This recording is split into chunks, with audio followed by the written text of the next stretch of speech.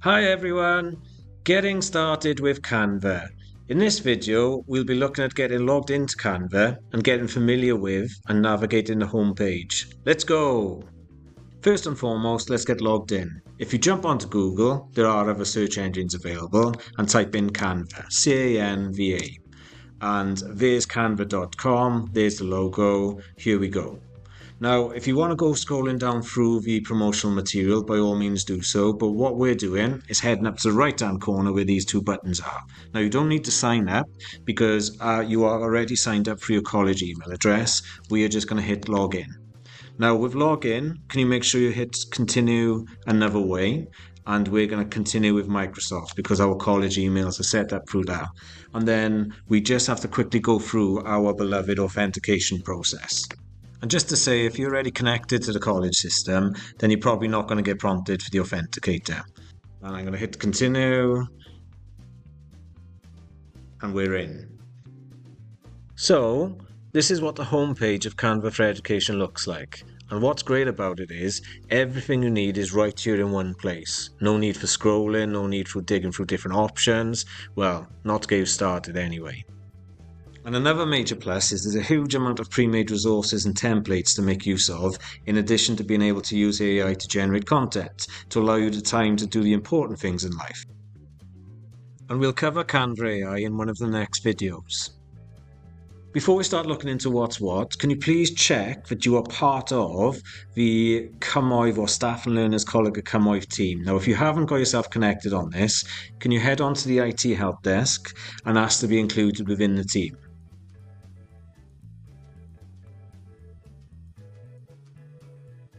Right then, so what have we got? Now the first thing which jumps out to me is the search bar right in the middle of the screen. So here I can actually do a search for things I've already done on my designs, which you'll also notice down in the recents here if you've actually made anything.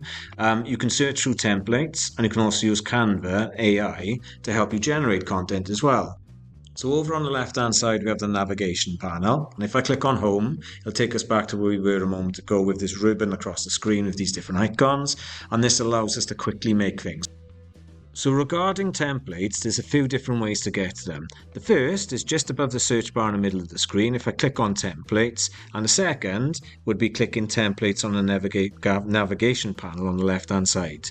Now I've got an option to do a search if I wish, or if I just scroll a little bit further down, if I already know I want to make a presentation or a worksheet, I can maybe click on worksheets and have a look at what's already available in terms of the templates. And if I like the look of the project choice boards, I can potentially follow the person who's made it, and I can customize this template to kind of edit it so it becomes my own.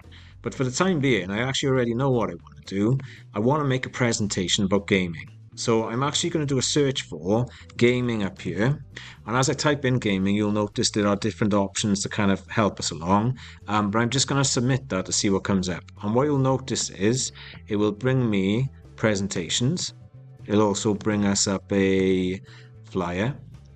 That looks like it's a presentation as well. This is an Instagram post, and I think that this one on the end is a website. So there are loads of different resources I could potentially use.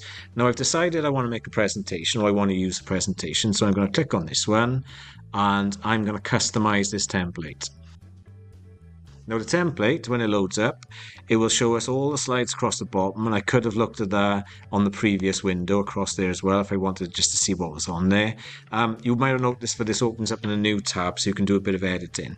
So if I don't want it to be called Night Game, if I just click on it and call it title, just as an example, I can change the font style, I can change the font size, the font color to whatever I want it to be. And you might have noticed on the left hand side in our navigation panel there are these different things we're going to be looking at, but a little bit later on. And you can zoom in on these to actually get a little bit closer to be able to edit things as well, and I can edit that to my heart's content. Now you might be thinking, well, I don't want to change someone else's work.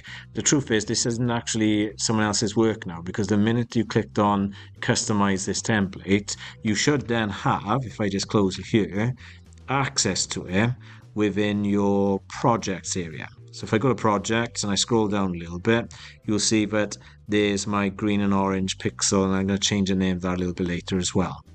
So I've come back to the Canva homepage, and over on the left-hand side in the navigational panel, there's just a couple more things I want to point out. The first being brand.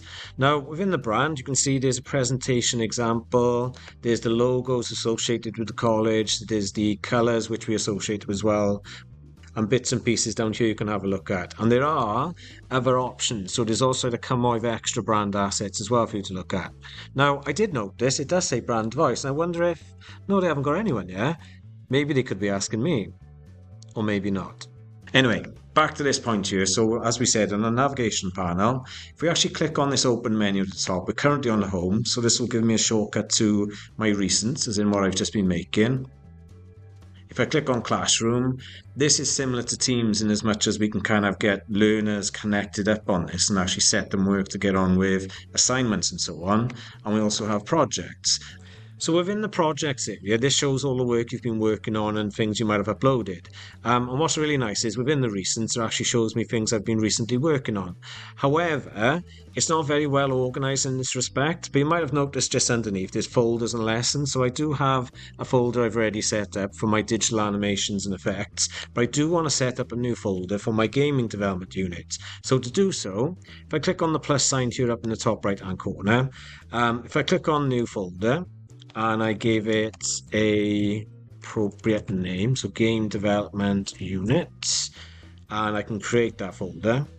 And hopefully now when I scroll down a little bit, there it is. And any of these files I've been working on, so for example the emerging technologies one, I can actually just literally drag and drop it into that folder if I wish. Or I think if I come back onto it and click on the three dots, I can move it into that folder by just simply doing so like that. And hopefully now it'll say game development unit, there's one item, and if I click on it, it will load up, and I can potentially rename things in here as well, and so on. So hopefully that's enough to get you up and running on Canva, getting you logged on, making you familiar with what these home pages look like and where you can access things. And I bet, like me, I'm sure you were eager to get stuck into making things, and that's what will be covered in the next video.